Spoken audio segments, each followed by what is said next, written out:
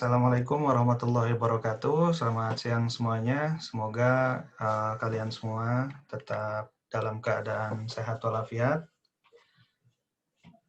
Serta saya doakan terhindar dari COVID-19. Amin ya Rabbal Alamin. Ya. Buat semuanya, pada hari ini kita bahas coba tentang aspek keuangan. Dalam bisnis itu, aspek keuangan itu sangat krusial, sangat penting sekali. Pasti ujung-ujungnya duit semua, gitu kan. Tapi apakah dengan aspek keuangan ini sebuah bisnis itu bisa sehat atau tidak? Nah, tergantung dari pengelolaannya juga, gitu kan. Nah,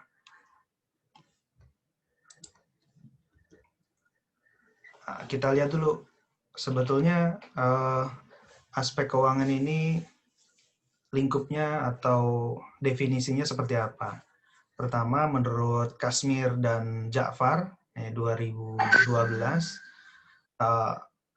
mengatakan bahwa aspek keuangan itu merupakan aspek yang digunakan untuk menilai keuangan perusahaan secara keseluruhan. Jadi artinya aspek keuangan itu dimulai dari apakah modal dari awal, dari prosesnya, sampai dari bisnisnya selesai. Intinya sih seperti itu. Menurut Kashmir dan Ja'far. Jadi semua yang berkaitan dengan keuangan di dalam perusahaan itu disebut dengan aspek keuangan. Nanti lebih rincinya saya akan bahas di slide berikutnya.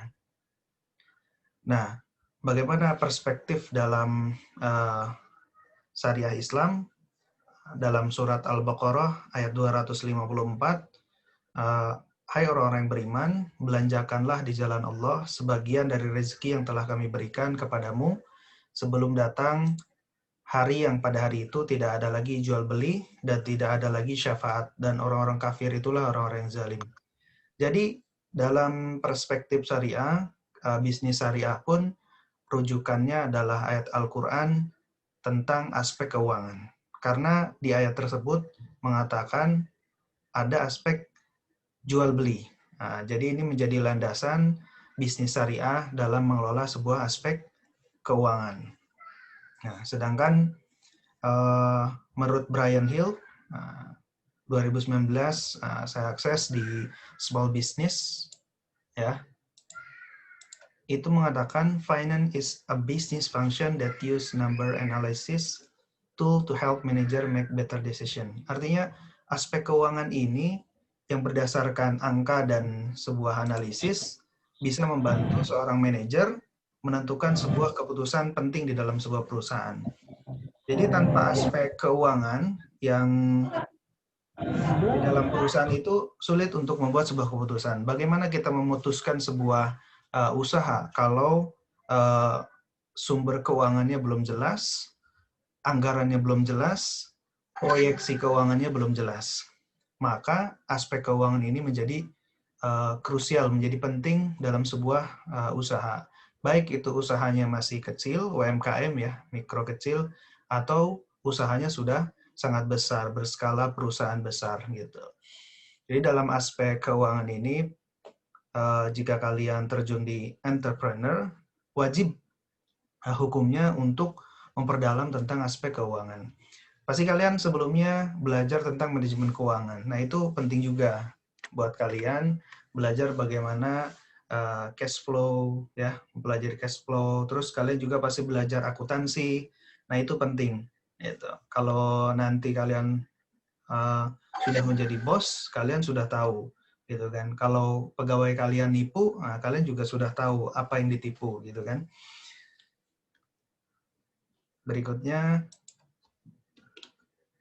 nah, setelah kita ketahui tentang aspek keuangan dari berbagai perspektif tadi, sekarang kita masuk ke komponen aspek keuangan. Nah, jadi dalam aspek keuangan itu ada 3 komponen yang paling penting. Pertama, biaya prainvestasi, kedua, biaya investasi, ketiga adalah modal kerja. Nah, coba dari komponen aspek keuangan ini, kira-kira ada yang bisa tahu dari 3 komponen ini? Bisa dijelaskan?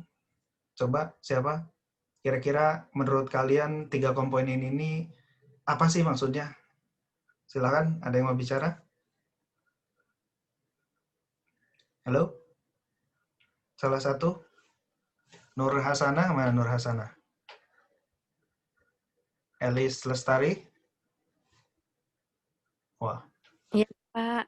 ya coba Nur Hasanah, kamu jelaskan dari 3 komponen aspek keuangan ini kira-kira yang kamu tahu apa tentang 3 ini? Biaya prainvestasi itu kayak modal gitu ya. Ada bom ya? Terus? Terus biaya investasi kayak apa sih? Nggak apa-apa, Biaya salah sebut juga nggak apa-apa. Coba kira-kira apa biaya investasi? kayak modal investasi kita sebelum memulai bisnis. Terus? Kita adanya berapa, lalu baru di rincian dalam apa sih? Dicatat gitu kayak modal kerja, dalam modal kerja. Kayak gitu bukan sih, Pak? Oke. Ya, yang lainnya? Silakan. Nggak ada? Oke, baik. Saya jelaskan ya. Tadi sudah menyinggung sih tadi Nur Hasanah ya. Agak menyinggung sedikit lah. Gitu. Oke, kita masuk ke biaya prainvestasi. Jadi maksud dari biaya prainvestasi ini kan sebelum kita memulai sebuah usaha, pasti kita mengeluarkan biaya tentang pengurusan izin usaha. Jadi kalau kalian itu memulai usaha, sebetulnya langkah pertama itu kan membuat izin usaha. Betul ya? Membuat izin usaha.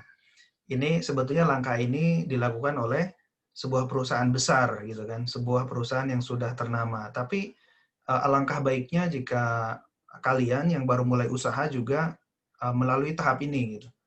Mengurus izin usaha. Minimal izin usahanya itu lewat RT RW. Sekarang itu izin usaha bisa online ya, bisa online.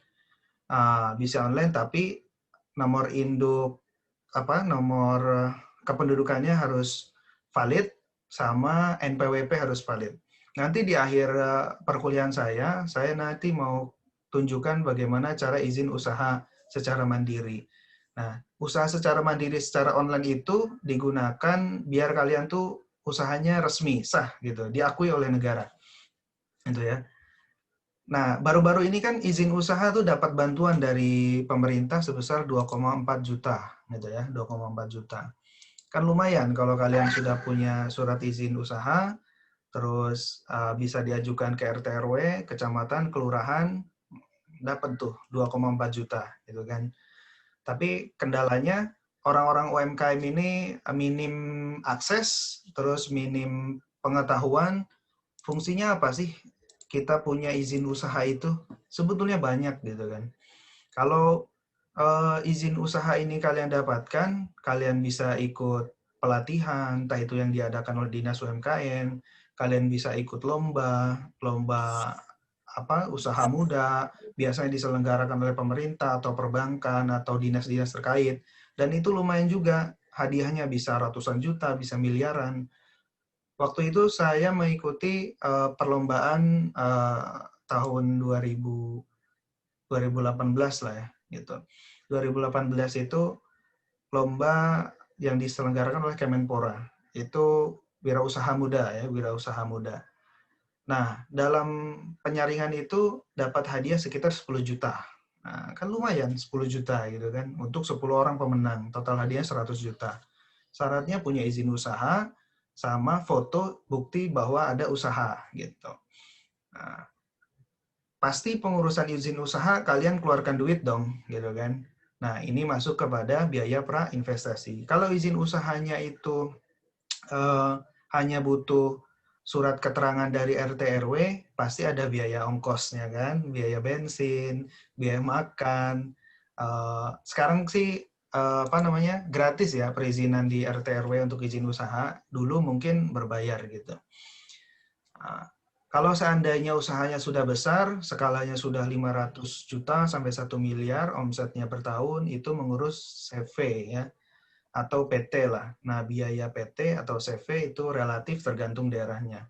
Kalau di Jakarta waktu 2017 saya dirikan CV itu kisaran 7 juta rupiah gitu. Kalau PT di kisaran 12 juta. Nah, sekarang pengurusan PT wilayah, kebetulan saya wilayah Bekasi, saya tanya notaris itu di kisaran 12 juta gitu ya.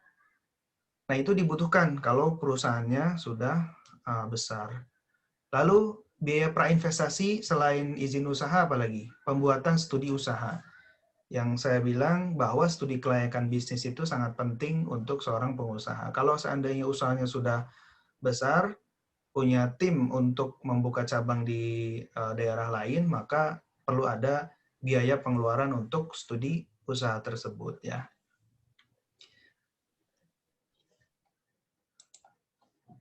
Selanjutnya ada biaya investasi. Biaya investasi ini biaya aktiva tetap ya, biaya aktiva tetap. Contoh pembelian tanah, pendirian bangunan, gedung, pembelian mesin-mesin, kendaraan dan lain-lain. Jadi investasi ini berupa barang. Nah, kalau dalam sebuah usaha itu jadi investasinya tetap gitu. Semua barang yang dimanfaatkan dalam bisnis itu disebut dengan aktiva tetap. Investasi juga bentuknya gitu ya. Jadi bukan investasi. Contoh kalau seandainya kalian usahanya itu boba, ais boba, maka aktiva tetapnya yang mana? Contoh boot gitu ya. Bootnya itu termasuk aktiva tetap.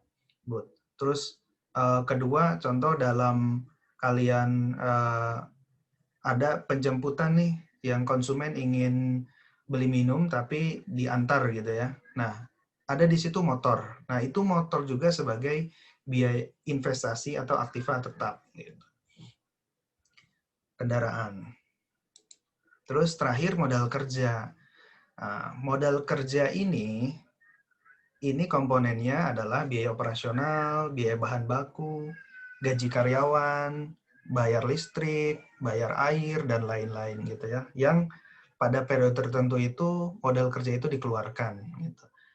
Jadi modal usaha itu terdiri dari ini semua, biaya prainvestasi, biaya investasi atau aktiva tetap, dan modal kerja. Contoh, dalam melakukan sebuah usaha, kalian membuat sebuah topi dalam kapasitas 10.000 topi dalam kurun waktu 6 bulan, nah ini kan butuh modal kerja. Nah, modal kerja itu masuknya di mana? Di biaya operasional, biaya bahan baku, gaji karyawan, dan lain-lain yang biaya tersebut itu ada waktu tertentunya gitu, dalam jangka waktu pendek ya, tidak jangka waktu panjang.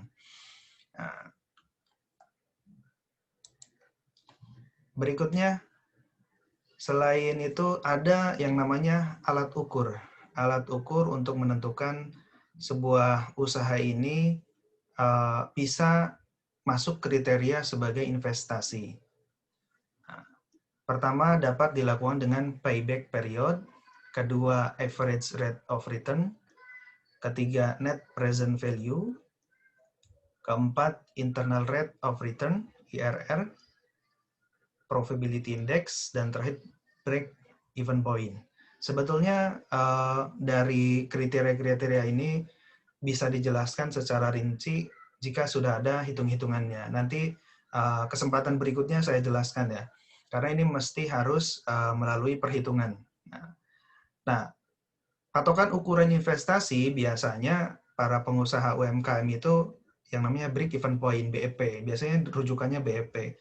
Berapa lama modal itu kembali gitu ya. Modal kerja itu kembali, bukan modal investasi ya. Bukan investasi, tapi modal kerjanya kapan, modal kerjanya itu, modal usahanya itu baliknya kapan. Nah, itu ada perhitungan rumus tertentu di BEP itu. Nah, nanti kesempatan berikutnya mungkin di pertemuan ke-7 saya jelaskan secara rinci ini, kita pertemuan khusus. Karena kita harus praktek langsung gitu, ya.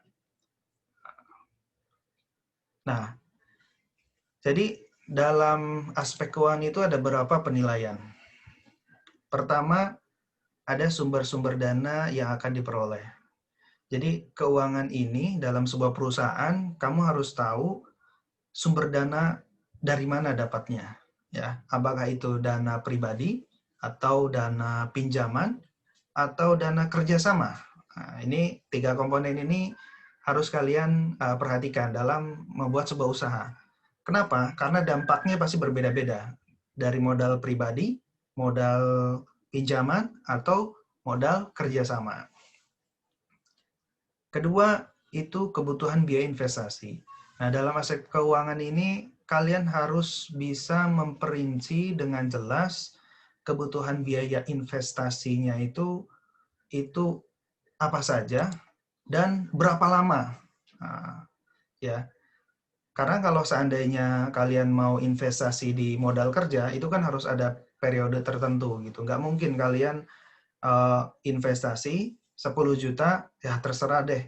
10 juta itu kembalinya kapan terserah. Kalau seorang pengusaha nggak bisa begitu, gitu kan.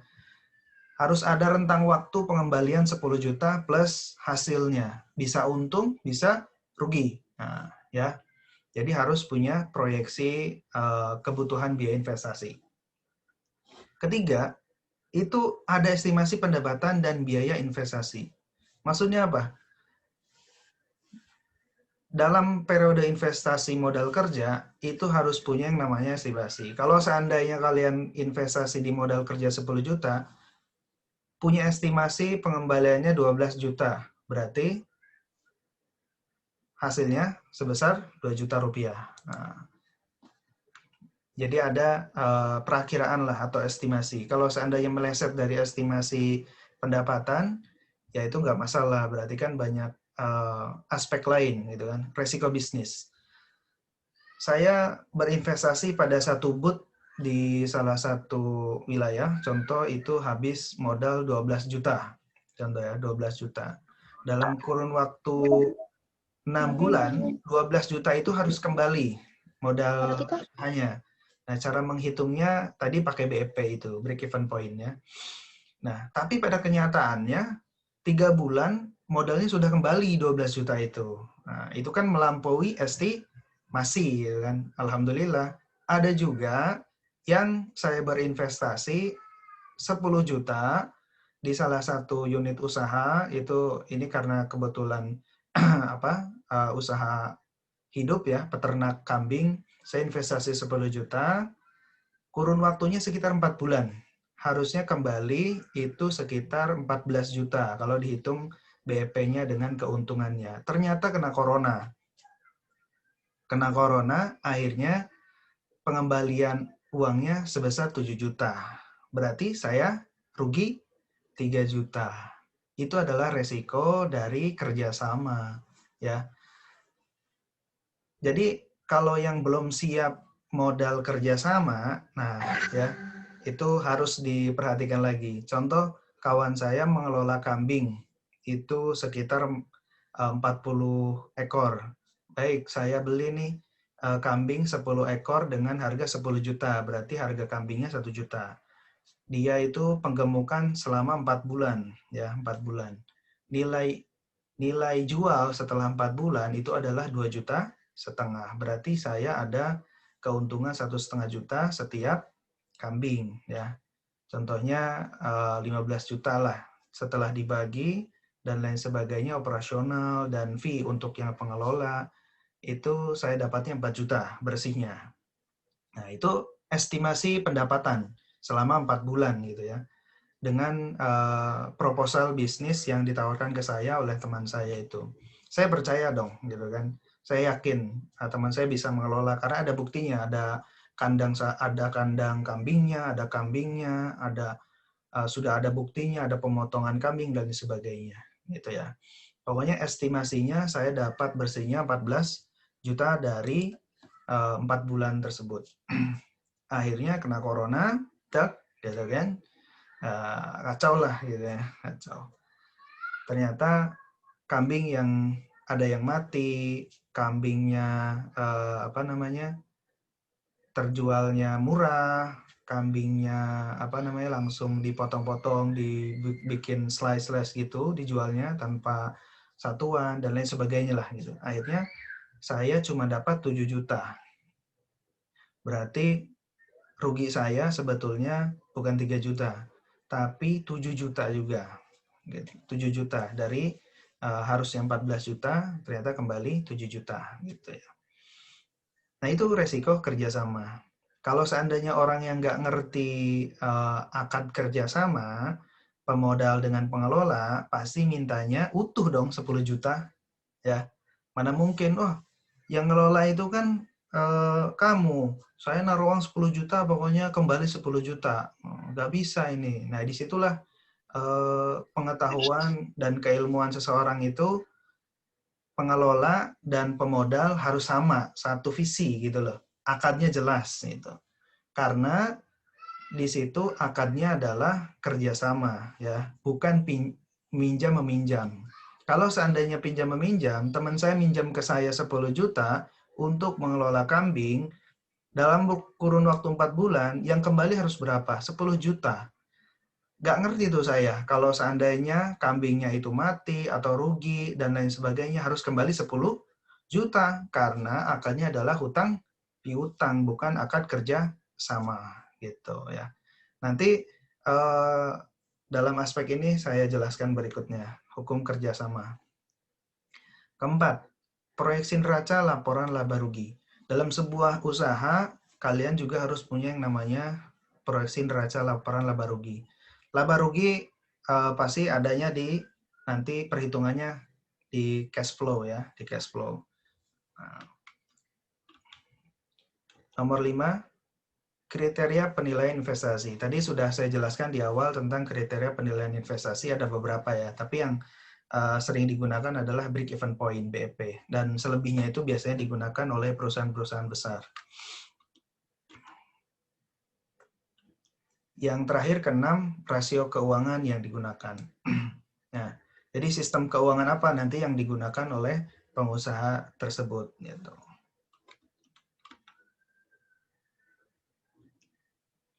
Nah, sekarang masuk tahap berikutnya. Setelah kalian memahami tentang aspek keuangan dan kriteria penilaian investasi, masuk ke sumber dana. Nah, dalam proses sumber dana ini, sebuah keputusan yang sangat penting karena dampaknya itu selain kepada usaha, juga kepada nilai-nilai yang lain. Nah, nilai-nilai yang lain yang mana? Nilai-nilai yang lain salah satunya adalah kehidupan kita sehari-hari, kedua nilai-nilai religiusitas. Nah, kalau seandainya sumber modalnya itu murni, asli dari pribadi, saya rasa mental usahanya juga tidak terlalu berat gitu ya. Tapi kalau seandainya sumber dananya, contoh dari pinjaman dan lain sebagainya, itu bebannya akan beda. Nah, saya jelaskan berikutnya, sumber dana itu kebutuhannya buat apa? Ya, sumber dana pertama kebutuhannya modal investasi. Nah, jadi modal investasi tadi sudah saya jelaskan, itu masuknya ke tanah, bangunan, mesin-mesin, peralatan, kendaraan. Terus biasanya modal investasi diperoleh dari pinjaman yang berjangka waktu panjang, lebih dari 1 tahun. Kalau seandainya modal investasi ini berjangka pendek, saya rasa tidak perlu minjam lah ya, gitu. Kalau seandainya betul-betul sangat membutuhkan dalam modal investasi ini, dan beban moralnya tidak begitu berat, itu pakai akad kerjasama. Gitu ya. Jangan sampai menggunakan akad pinjaman. Gitu. Kecuali Anda sudah punya proyeksi pengembalian modal secara jelas. Gitu. Nah, kebutuhan modal selain investasi juga modal kerja. Tadi modal kerja sudah saya masukkan bahwa modal kerja itu seperti biaya operasional perusahaan. Selama perusahaan itu beroperasi ya. Selama usaha kalian jalan, itu disebut dengan modal kerja. Contoh tadi membeli bahan baku, bayar gaji karyawan, biaya pemeliharaan mesin-mesin, serta biaya-biaya lainnya seperti bayar listrik dan lain sebagainya. Nah, jadi kebutuhan modal itu peruntukannya kedua ini, modal investasi sama modal kerja. Sekarang dari modal kerja yang pertama, yaitu modal asing. Modal asing itu maksudnya bukan modal dari luar negeri ya. Asing itu maksudnya ya modal pihak kedua lah gitu, pihak luar gitu. Ya, kalau seandainya dalam usaha itu kita sendiri berarti kan lokal. Nah, kalau ada orang lain yang mau masuk berarti kan asing ya, kita sebut modal asing, modal pinjaman. Jadi modal pinjaman ini yang paling berat sebetulnya ada di beberapa komponen. Pertama, biayanya ada biaya administrasi. Pasti kalau seandainya kalian minjam ke salah satu bank, ada biaya administrasi. Pinjam 10 juta, tapi didapatnya 9.700.000 gitu ya. Berarti itu kena biaya administrasi 300.000. Terus ada komisinya juga. Nah, dalam pinjaman biasanya bank itu dapat komisi gitu. Atau kalau seandainya pinjamannya modal kerja buat usaha, nah itu ada komisinya. Yang ketiga itu ada bunga. Jelas ya, perbankan pasti menggunakan bunga yang besarnya relatif tergantung kebijakan dari perbankan dan suku bunga di Indonesia. Nah, keuntungan dari modal pinjaman ini apa? Pasti ada. Pertama, yang namanya minjem ke bank itu tidak terbatas. Anda mau pinjam 100 juta, 500 juta, 1 miliar, sampai triliunan juga ada gitu. Jadi tersedia. Jumlahnya sangat banyak, tergantung kemampuan Anda dalam mengelola uang tersebut.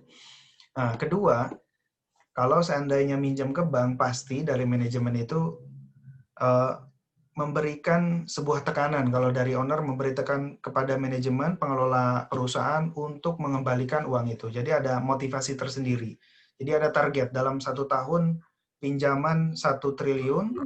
Bukan itu yang all can eat. Harus kembali All can eat. 1 triliun. All can eat. Ya. Nah, sekarang saya tanya ke kalian, di sini ada yang punya usaha atau non usaha pinjam ke bank? Ada? Halo? Ada yang pinjam ke bank? Nggak ada ya? Ada yang pernah pinjam ke bank? Nggak ada. Oke. Nggak pernah. Kenapa? Nggak pinjam ke bank. Nggak ada ya? Nggak ada yang pinjam ke bank ya? Alhamdulillah. Kalau nggak ada yang pinjam ke bank. Ya. Lihat website OJK, Otoritas Jasa Keuangan. Ada suku bunga dasar kredit. Nah, ini saya posisi akhirnya di September 2020, berarti bulan kemarin ya. Ini suku bunga contoh salah satu bank, PT Bank Rakyat Indonesia BRI. Nah, untuk perusahaan suku bunganya itu 9,95. Sedangkan untuk retail 9,80. Untuk mikro itu 16,75 UMKM. Besar sekali ini suku bunganya 16,75. Sedangkan untuk KPR perumahan itu 9,90%, non KPR 12,00%. Nah, kita lihat coba di mikro saja ya, di mikro. Karena fokus ke modal kerja, jadi ambilnya ke mikro. Nah, ini luar biasa. Jadi kalau seandainya dibuat sebuah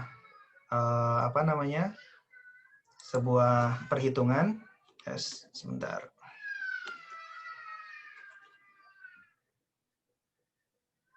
Ya, pasti sudah bersahabat lah dengan perbankan kalau para usaha itu. Gitu. Ya. Kenapa? Karena seorang pengusaha besar kalau tidak bersentuhan dengan perbankan, dia akan sulit untuk mengembangkan usahanya. Karena kalau perbankan itu menggelontorkan uang bisa sangat banyak gitu ya. Itu menjadi motivasi buat para pengusaha besar untuk mengekspansi usahanya.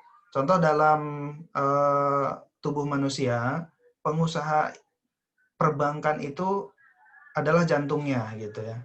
Kenapa? Karena kalau seandainya perbankan tidak ada, itu sulit untuk mendapatkan permodalan. Kalau ngajak teman dalam modal 10 juta, 5 juta, 2 juta sih sangat mudah. Tapi kalau sudah urusannya 10 miliar, 100 miliar, triliunan, itu akan sulit. Gitu ya. Jadi hanya perbankan yang bisa memberikan Anda akses uang yang sangat banyak gitu. Terus selain perbankan ada yang namanya perusahaan modal ventura. Ini sebetulnya modal ventura ini kerjasama juga dengan bank gitu ya. Mereka mitra dengan pengusaha. Jadi mungkin selisihnya keuntungan dari ventura ini dia memberikan contoh bunganya kecil gitu ya.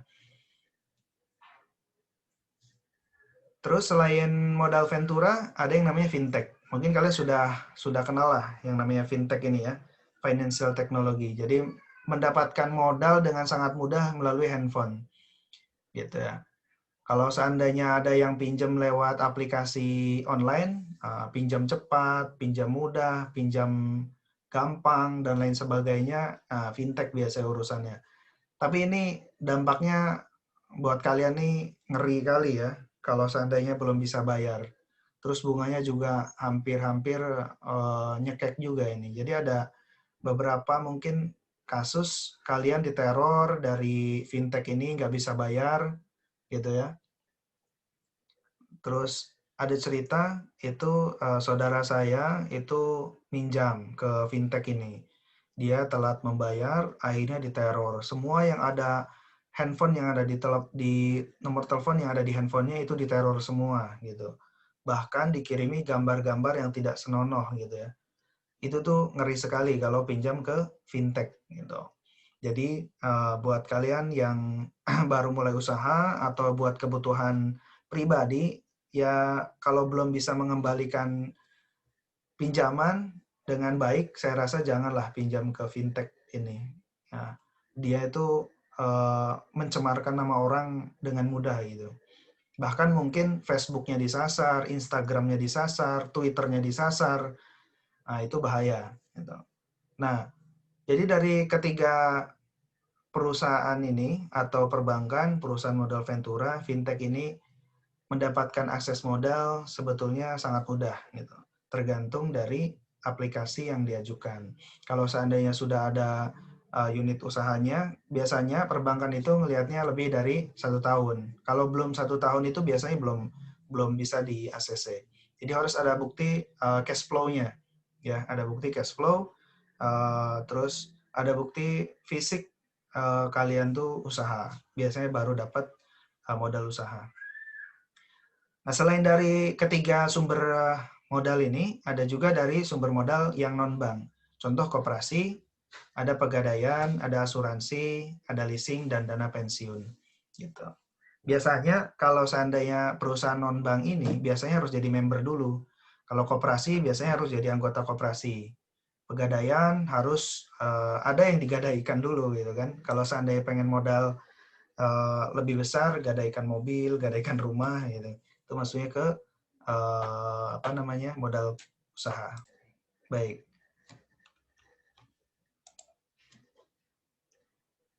Nah, ini simulasi ya. Simulasi kalau seandainya kalian pinjam ke bank. Ini simulasi saya ambil dari BRI. Di internetnya ada, di websitenya ada. Contoh kalian ambil uang sekitar 10 juta lah pinjam ke perbankan. Suku bunganya tadi sudah 16% ya per September 2020.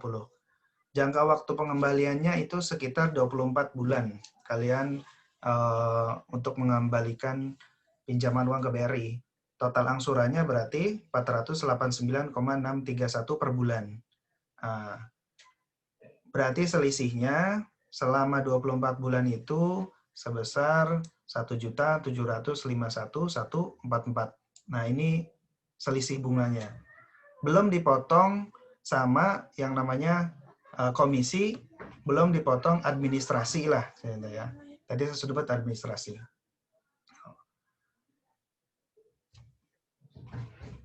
Nah, sekarang kita coba ambil perspektif dari suku bunga ini menurut perspektif syariah bisnis syariah ya. Kalau seandainya merujuk kepada syariat Islam, riba adalah sebuah konsep dalam Islam yang mengacu secara luas pada konsep pertumbuhan, peningkatan atau pelampauan yang pada gilirannya melarang bunga yang dikreditkan dari pinjaman atau deposito. Istilah riba juga secara kasar diterjemahkan sebagai mengejar keuntungan ilegal dan eksploitatif yang dilakukan dalam bisnis atau perdagangan di bawah hukum Islam mirip dengan riba. Artinya begini, jadi dalam pengambilan keuntungan itu, lembaga keuangan mengambil yang namanya suku bunga. Dalam perspektif syariah, itu sama dengan riba. Nah, riba itu dalam perspektif Islam sama dengan haram, gitu ya. Bahkan di surat Al-Baqarah, Allah memerangi orang yang melakukan riba, yang memberi riba, yang mencatat riba, yang makan riba. Nah, tiga-tiganya kena. Gitu. Jadi, mohon maaf, yang kerja di perbankan itu hasil gajinya haram, gitu. Ya, yang pinjam ke bank itu haram, yang mencatat keuangan ribawi itu haram, dan yang terakhir yang memakan riba haram. Kalau dalam usahanya itu hasil usaha ribawi, nah, kan pasti hasil usahanya diberikan kepada anak istri ya kalau di rumah. Nah, hasil uang ribawi itu dimakan anak istri menjadi haram gitu. Ya, semoga saya doakan teman-teman mahasiswa ini terhindarlah dari jerat ribawi ini. Ya, jangan sampai usaha yang dijalankan itu menjadi tidak berkah. Saya analogikan seperti ini ya. Kenapa riba itu haram? Pacaran versus menikah. Pasti ada bedanya, gitu kan? Saya tanya buat kalian semua, kira-kira pacaran itu halal apa haram? Kita lihat perspektif hukum dulu. Haram. Oke. Haram, Pak. Pacaran itu haram, kata siapa haram? Nah, saya Kata siapa haram? Kata saya, Pak. Kata saya. Nah, saya ini landasannya apa? Karena banyak yang pegang-pegangan tangan. Nah, terus? maksiat, Pak, maksiat. Siap, baik. Secara analogi orang Muslim ya, pacaran pasti haram.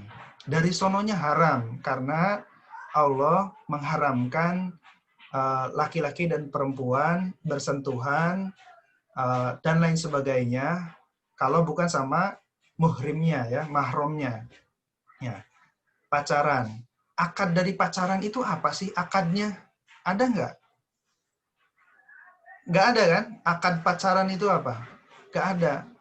Oke, akad pacaran nggak ada. Makanya mereka berakad untuk bermaksiat. Nah, itu akadnya, gitu ya. Akadnya untuk bermaksiat. Nah, kecuali yang tidak memahami konsep syariah, pacaran sah-sah aja, gitu kan? Nggak ada hukumnya. Menurut Kristen pacaran boleh? Boleh. Menurut Buddha boleh nggak? Boleh. Menurut Hindu, menurut Protestan, menurut dan lain sebagainya boleh nggak? Boleh, gitu ya. Kecuali ada hukum dari agama di luar Islam yang mengharamkan pacaran. Nah, yang saya ketahui sih belum ada gitu ya. Tapi dalam Islam jelas melakukan sesuatu kontak fisik dan lain sebagainya dengan lawan jenis itu hukumnya haram. Ya. Terus versus menikah. Kalau menikah, apapun yang dilakukan ketika pacaran, dampaknya itu haram semua. Contoh dalam pacaran, Anda melakukan hubungan intim, ya. Hubungan intimnya itu haram. Lalu Anda punya anak dari hasil pacaran. Anaknya secara psikolog, bukan haram, itu anak biologis, tapi secara Islam dia tidak atau terikat kepada 3 hukum. Kalau hasil pacaran anaknya. Pertama, anaknya itu tidak mendapatkan hak waris. Kedua, anak itu tidak bisa disambungkan dengan bapaknya. Contoh kalau seandainya itu Fauzan bin Ahmad, berarti kalau saya dilahirkan tanpa menikah, berarti tidak ada binnya, hanya Fauzan gitu ya. Jadi tidak punya hak keturunan dari bapaknya. Keempat, ketiga, kalau dia nanti punya adik perempuan, bapaknya meninggal, dia tidak bisa mewalikan adiknya itu sebagai wali. Ya. Nah, itu dampak dari anak yang dilahirkan dengan pacaran. Jadi haram semua gitu ya. Mau berhubungan intim, mau apa, semuanya haram selama pacaran. Tapi kalau dengan menikah, akadnya jelas sesuai tuntutan syariat, itu halal semua. Mau berhubungan intim, mau ciuman, mau pelukan, punya anak sah, punya harta sah, punya dan sebagainya sah semua. Berpahala lagi. Nah, sekarang kita sambungkan ke akad ribawi. Kalau dalam perusahaan atau kalian dalam modal usaha, pinjam ke bank dengan akad ribawi, hasilnya semuanya haram. Ya, kegiatannya haram, hasilnya haram, dimakan haram. Nah, sekarang kita rubah. Bagaimana kalau akadnya itu sesuai dengan prinsip syariah? Maka usahanya berkah, hasilnya halal, dan seterusnya. Nah, itu saya kalau saya membandingkan bagaimana riba dengan non-riba, pemanfaatan modal kerjanya. Ya. Sekarang masuk ke modal sendiri. Tadi kan modal asing ya, sekarang modal sendiri. Nah, modal sendiri ini diperoleh dari pemilik perusahaan dengan cara mengeluarkan saham, baik secara tertutup atau terbuka, ya, secara tertutup, secara internal, terbuka masyarakat. Jadi kalau seandainya dalam perusahaan itu kan mereka menjual saham ke masyarakat untuk mendapatkan modal secara besar gitu ya. Nah, kalau tertutup dalam perusahaan internal itu hanya orang-orang yang di dalamnya saja. Kalau seandainya mereka punya modal, mereka secara rembukan untuk menyetorkan modal kerja. Kalau saham itu kelebihannya, kalau perusahaan mendapatkan modal dari masyarakat, kelebihannya pertama tidak ada beban biaya bunga. Jadi nggak ada bunga dong. Ya, kalau dapat modal dari masyarakat nggak kena bunga. Nah, kedua, tidak ada biaya administrasi. Nah, ya, yang ada itu dia memberikan dividen. Dividen itu keuntungan gitu ya. Keuntungan setelah diperoleh, keuntungan selama periode tertentu. Kalau tidak ada keuntungan, berarti tidak ada yang dibagi. Gitu ya. Dan terakhir, tidak ada pengembalian modal kepada yang pemegang saham. Gitu. Jadi selama sahamnya masih ada di situ, ia harus jual saham. Jadi perusahaan itu harus menjual saham, keluar semuanya, baru dibagi ke pemegang saham di perusahaan. Tentunya banyak kalau mau jual, kalau mau mendapatkan modal dari jual saham tersebut. Cuman kalau saham ini terbatas dan relatif sulit ya untuk mendapatkannya. Tapi sekarang sudah banyak saham secara online. Sekarang Alfamart itu membuka saham untuk yang mau bermodal di Alfamart sebesar 5 juta mulainya. Perusahaan-perusahaan lain sudah mulai buka saham-saham juga. Jadi mendapatkan akses yang namanya saham itu sekarang mudah. Nah, asal modal, kalau modal sendiri dalam perusahaan itu setoran dari pemegang saham. Jadi kalau seandainya pemegang saham ini mau nambah modal usahanya, dia tinggal beli lagi ke perusahaan itu. Contoh, saya beli saham sekitar 100 lembar. Satu lembarnya itu contoh 10.000. Berarti 10 juta gitu ya. Mau nambah 10.000 lembar lagi, nah, tambah lagi 10 juta dan lain seterusnya.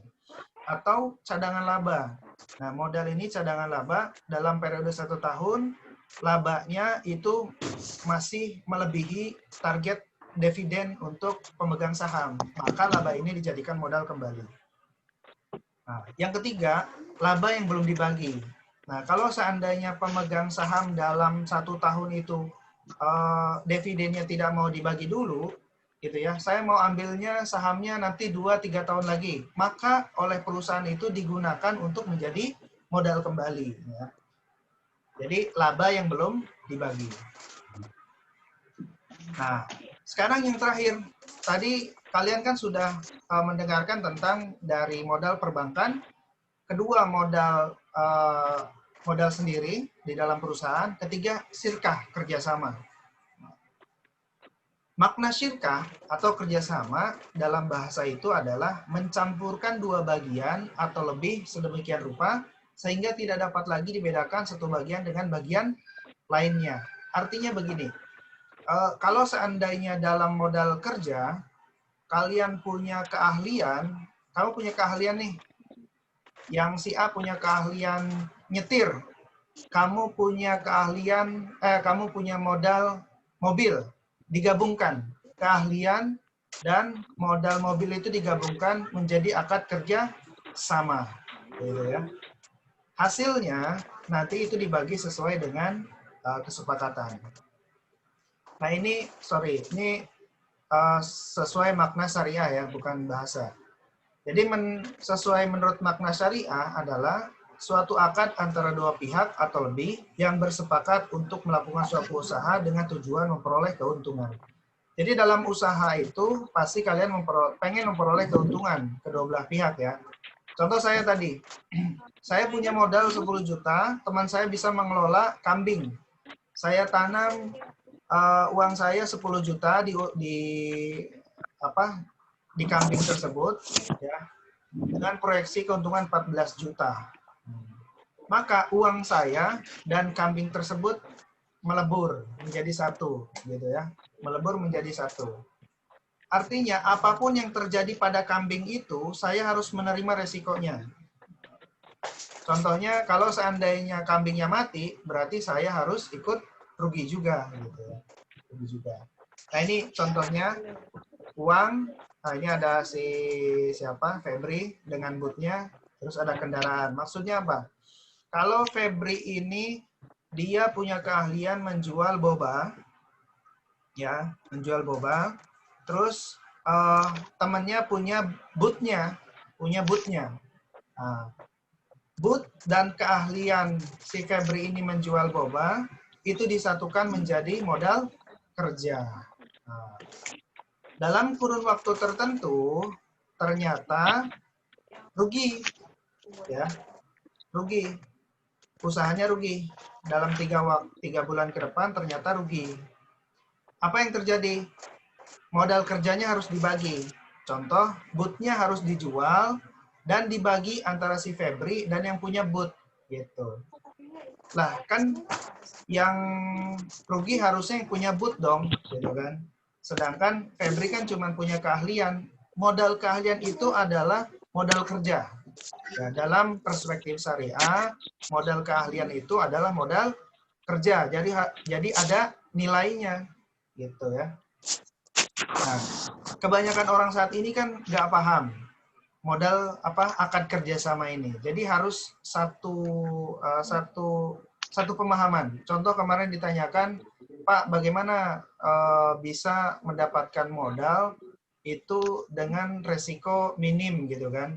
Dan tanpa bunga. Ya ini akad kerjasama ini, akad syirkah, gitu ya. Karena kalau seandainya dalam usahanya bagus, untung, berarti kan kedua belah pihak diuntungkan. Tapi kalau dalam hal kerugian, ini juga kedua belah pihak harus rugi. Jangan sampai si A doang yang rugi, si B-nya nggak mau rugi. Nah, gua kan udah ngasih boot, gitu kan. Kalau seandainya boot dijual, berarti buat gua semua dong, nggak bisa begitu. Jadi kalau dalam akad kerjasama, kalau seandainya rugi, contoh bootnya itu dijual, maka dibagi si A dengan si B. Nah, jadi sudah melebur antara modal keilmuan si Febri yang punya ilmu menjual dan si B yang punya barangnya, punya bootnya. Jadi melebur jadi satu, gitu ya. Nah, kalau seandainya punya motor, seseorang punya motor, terus si B punya keahlian menjual sayuran, gitu ya, keliling kampung menjual sayuran. Dikasihlah motor itu ke si A untuk berjualan sayuran, gitu ya. Setelah pada akhir tertentu usahanya stop nih. Maka yang dilakukan adalah motornya harus dijual dan dibagi dua keuntungannya. Dibagi sesuai kesepakatan, ya, bukan dibagi dua.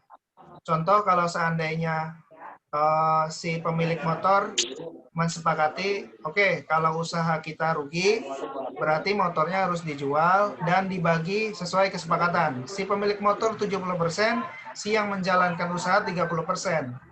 Deal. Nah, itu yang namanya akad kerjasama syirkah sesuai prinsip syariah. Nah, ini yang orang belum dipahami, bahkan mungkin belum banyak dipraktekkan gitu ya. Orang Islam seharusnya bisa maju dengan akad ini, gitu ya. Tapi yang paling penting adalah dalam proses kerjasama ini ada Allah yang terlibat di situ. Kalau seandainya si A pengelola tidak adil, curang, nipu, maka balasannya lebih berat. Gitu ya. Nilai-nilai agamanya masuk di situ.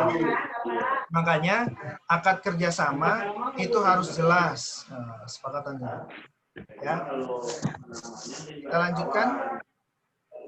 Nah, terakhir kita masuk ke cash flow. Cash flow.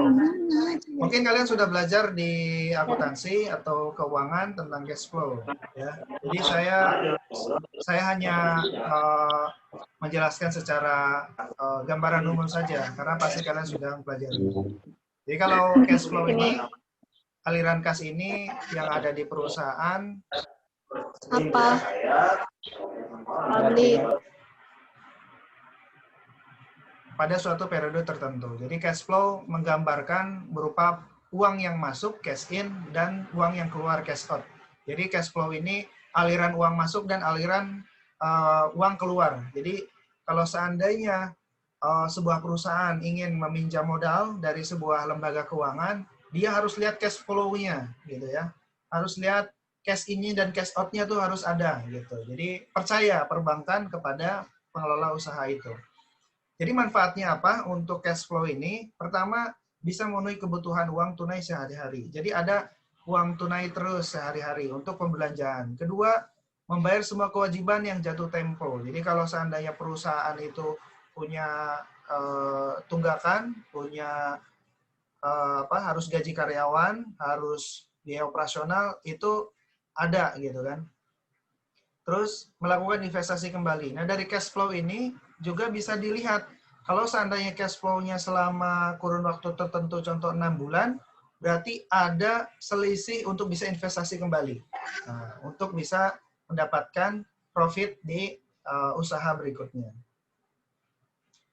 Nah, ada 3 jenis cash flow. Pertama, initial cash flow. Kedua, operational cash flow. Ketiga, terminal cash flow.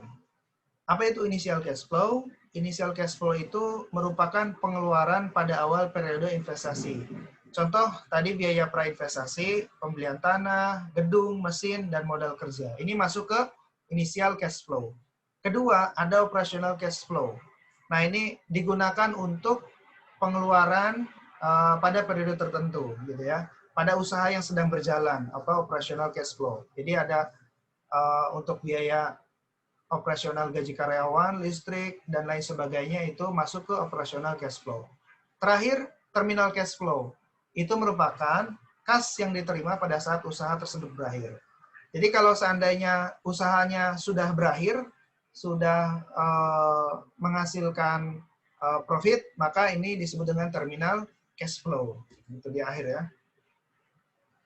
Nah, ini masuk ke sesi contoh terakhir ya, untuk melihat cash flow dengan modal sendiri atau dengan bantuan modal kerja dari yang lainnya. Pertama, dari modal sendiri dulu. PT Asumsi Kopi ini ingin mendirikan sebuah pabrik dengan nilai investasi sebesar 300 juta. Seluruhnya itu modalnya sendiri. Ya. Kalau dilihat dari sisi ekonomis, umur ekonomisnya cuma 3 tahun dan disusutkan dengan metode garis lurus tanpa nilai sisa. Jadi tidak ada sisa. Jadi perkiraan pendapatan per tahunnya adalah 400 juta. Jadi biaya per tahunnya itu 200 juta. Biaya operasional dan sebagainya. Ini belum termasuk biaya penyusutan dan dikenakan pajak 50%. Jadi bagaimana cara menghitung kas bersihnya yang diterima pada akhir tahun? Karena kalau laporan cash flow itu biasanya akhir tahun ya, setahun sekali.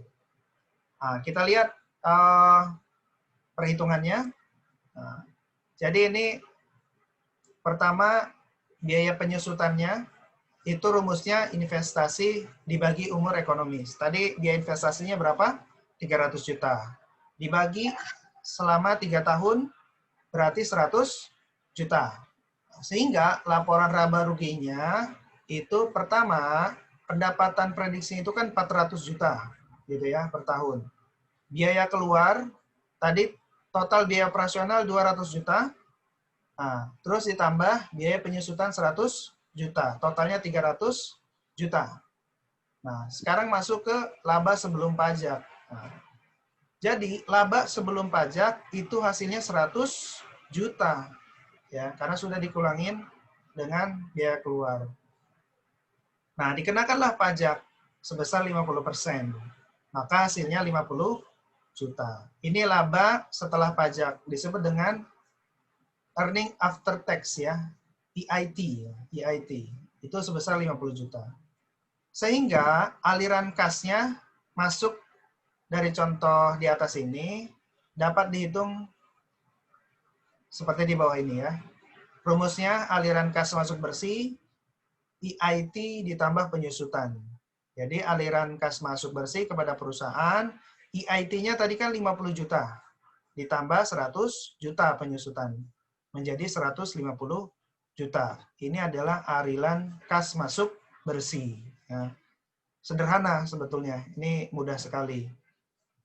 Nah, sekarang berbeda dengan modal sendiri plus modal pinjaman. Nah, sekarang di mix nih, digabung.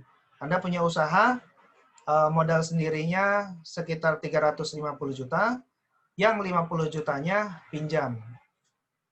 Jadi lihat, 50%, tadi kan asumsi kopi ingin berinvestasi mendirikan pabrik 300 juta. Nah, sekarang 50% dari nilai investasi merupakan modal pinjaman dengan bunga 20% per tahun.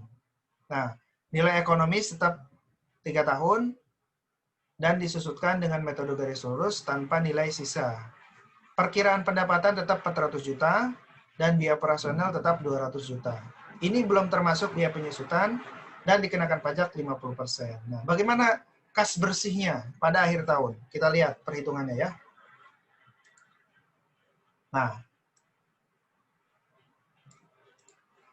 ini sama saja tadi dengan modal sendiri perhitungannya, cuman ada nilai yang namanya bunga pinjaman bank. Nah, tadi kan bunga pinjaman banknya itu per tahunnya 20% kan? Nah, dikali 150 juta sama dengan 30 juta bunga banknya. Masuk ke bunga pinjaman. Nah, kalau seandainya tadi ada earning before tax, kalau seandainya laba sebelum bunga dan pajak disebut earning before interest and tax. Ya. Jadi ini pendapatan laba sebelum dipotong bunga dan dipotong pajak. Tetap 100 juta. Hasilnya tetap 100 juta. Lalu dipotong oleh bunga pinjaman bank tadi sebesar 30 juta.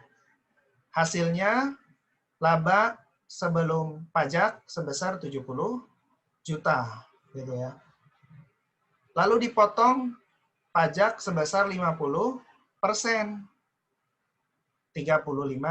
juta. Berarti laba setelah bunga dan pajak atau EIT atau earning after interest and tax ya sebesar 35 juta.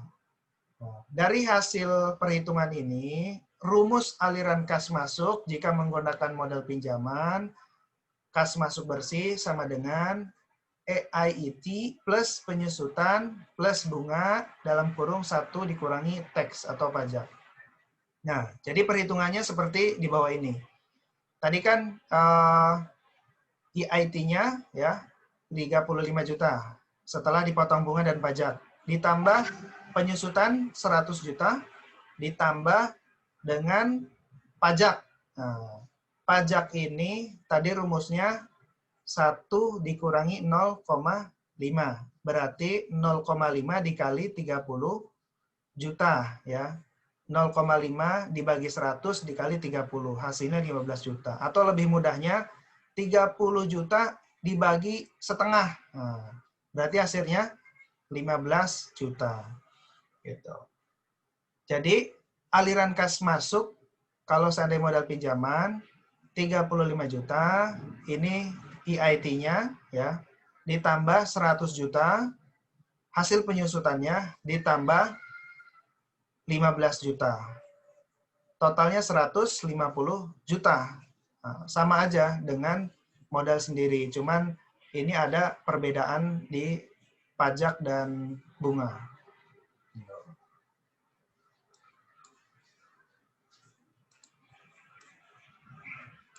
Nah, dari perhitungan ini nanti kita coba masuk ke tadi nilai kriteria investasi ya, perusahaan.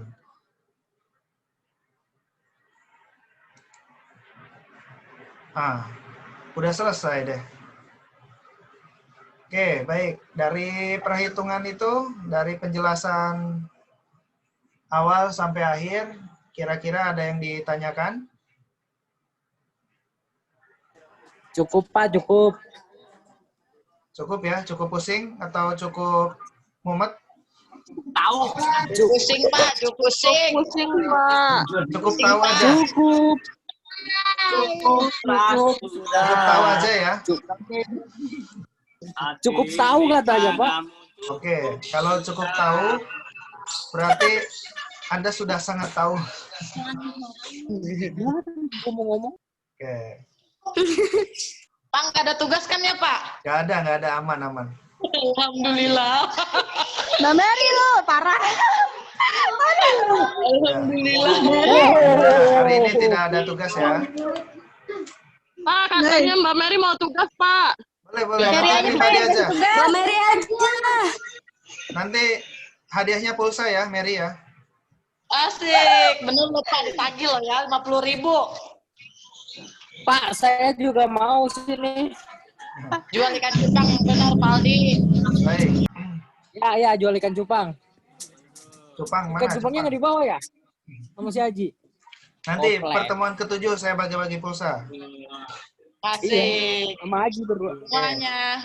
Oke, baik. Ini karena saya rekam, nanti saya stop dulu ya, biar kalian ini. Sekarang saya absen dulu ya. Iya, Oke. Pak. Mary, Hadir. Adelia, Hadir, Pak. Nada, Rizky, Hadir, Pak, hadir. Siti Nur Asia, Hadir, Pak. Ira Rosiana, Hadir, Pak. Dibawa baru. Muhammad Rivaldi, Hadir, Pak. Hadir, Pak. Hadir. Dwi Sinta, Hadir, Pak. Saidina Yoga, Pak Yoga hadir, Pak. Sayyidina Oke. Yoga Pak hadir, Pak. Yasinta, Kita hadir, Pak. Pak Sayyidina Yoga hadir, Pak. Dewi Devianti, Hadir, Pak, hadir. Lila Eka Tanti. Hadir, Pak. Ya, Hadir, Pak. Pak, Rizky Permana hadir, Pak. Hanum, Hadir, Pak. Novi, Hanum hadir. Nurlina, Hadir. Hadir, Pak. Elis Lestari, Hadir. videonya mana? Erlangga Wahid, Hadir, Pak. oke. Ulang lagi. Wiwi Widianti, Hadir, Pak, hadir. oke. Wiwi lagi di itu ya? Mutiara Valentine, Hadir, Pak. Meilinda, Hadir, Pak. Meilinda, Siti Humairo, Foto buat. Pak, hadir.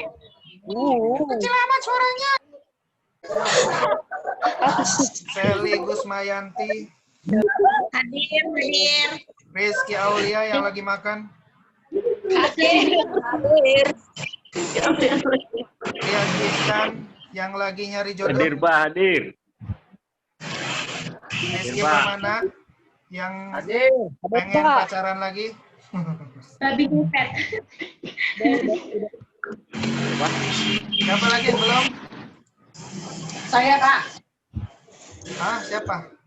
Nur Hasanah ya? Belum. Ya, Pak. Aku Pak. Nur Hasanah. Tri Fitriani. Uday Darmawan. Pak, sedina saya juga hadir, Pak. Hah? R. Eva Fuzianti. Eva, Hadir. Dede Mursa. Hadir Bapak. Siapa lagi yang belum? Udah ini kayaknya. Yoga, Pak. Fitriani Bapak. Yoga. Terus siapa lagi? Atasnya yoga. Sedina saya juga, Pak. Siapa? Dwi Sinta Pak. Tri Fitriani. Ya. Udah ya. Siapa? Yang belum? Pak, Siti Nurasia Pak. belum. Titi Nurasia Udah, udah. Pak. Nurasia. Udah belum, Pak? Siapa? Terima kasih. Udah. Udah. Dwi Sinta Pak. Dwi Sinta. Mana Dwi Sinta? Dwi Sinta.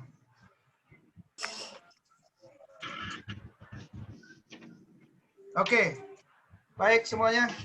Terima kasih atas perhatiannya. Selamat sore. Assalamualaikum warahmatullahi wabarakatuh. Saya ditunggu ya. Oke, pertemuan ke-7 ya. Oke Pak. Oke Pak. Ya Pak.